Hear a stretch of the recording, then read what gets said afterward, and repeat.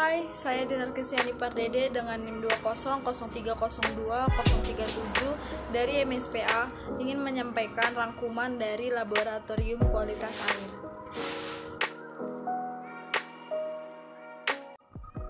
Alat-alat faktor pengukuran fisika perairan. Pertama, untuk mengukur kecerahan air menggunakan Secchi dish.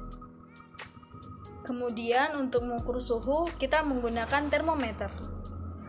Untuk mengukur larutan yang terlarut dalam air, kita menggunakan TDS atau Total Dissolved Solid. Alat-alat pengukuran faktor kimia perairan.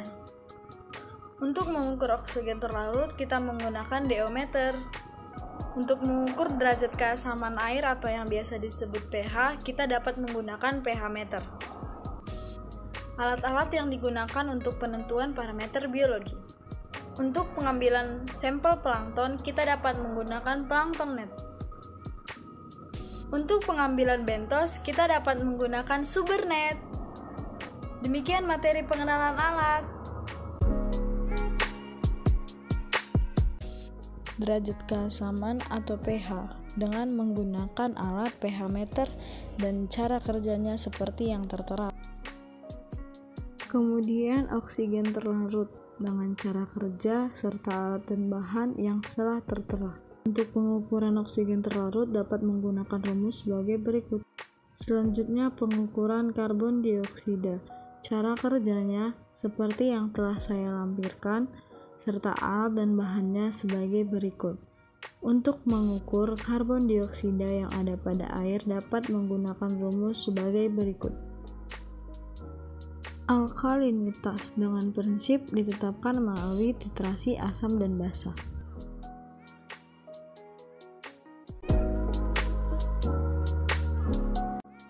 Unsur material di perairan ada oksigen terlarut atau DO, ada karbon dioksida atau CO2, pH dan alkalinitas, kecerahan dan kekeruhan.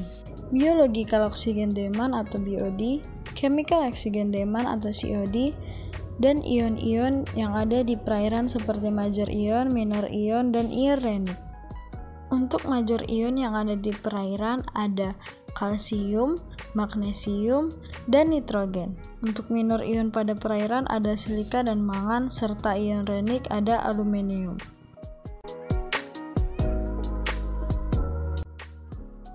Kecerahan menentukan sejauh mana cahaya matahari dapat menembus perairan. Untuk mengukur kecerahan dapat menggunakan Secchi dish dengan rumus sebagai berikut. Kekeruhan dapat disebabkan dengan adanya bahan organik dan anorganik yang terlarut dan tersuspensi. Diukur dengan turbiditas. Berikut alat turbidimeter.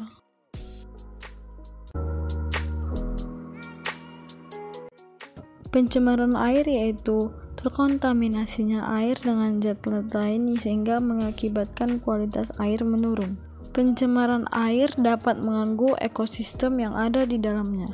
Pencemaran perairan dapat menurunkan parameter penting yang dibutuhkan oleh organisme akuatik. Pencemaran juga dapat membuat organisme terserang penyakit hingga menyebabkan kematian. Berikut kelompok bahan pencemar menurut Raoult 1991. Ini adalah penampakan perairan yang tercemar.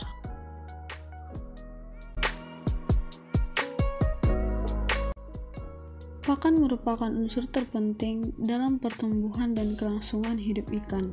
Pakan yang baik adalah mengandung gizi, rasa disukai ikan, dan mudah dicerna oleh ikan. Berdasarkan jumlah pakan yang diberikan, pakan dibedakan menjadi 3, yaitu pemberian pakan berlebihan, pakan sekenyangnya, dan pakan yang dibatasi. Berdasarkan peralatan yang digunakan dalam melakukan pemberian pakan, maka ada 3 metode pemberian pakan. Pemberian pakan dengan tangan, secara mekanik, dan pemberian pakan di hatchery. Parameter kualitas air yang dipengaruhi oleh pakan yaitu amoniak yang dikeluarkan melalui insang, urin dan feses, serta fosfat yang diperlukan organisme akuatik.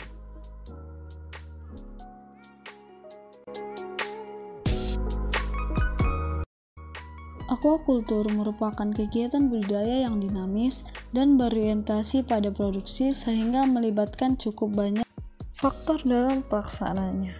Faktor penting dalam pencapaian produksi aquaculture diantaranya pakan, yaitu meliput kualitas, kuantitas, pengolahan kualitas air, dan limbah. Limbah budidaya secara maksimal sebaiknya dilakukan di luar wadah budidaya, yaitu di bak penampungan air buangan budidaya. Pembuatan filter air sederhana. Berikut alat dan bahan yang diperlukan. Prosedur pembuatan filter air sederhana dapat kita lihat dengan urutan sebagai berikut.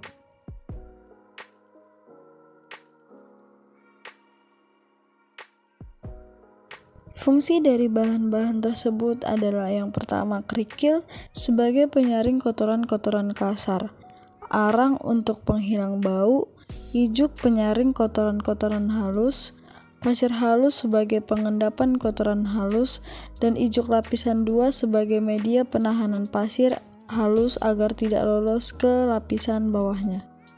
Beginilah urutan pembuatan filter air sederhana. Demikianlah hasil rangkuman dari materi laboratorium kualitas air. Terima kasih atas perhatiannya.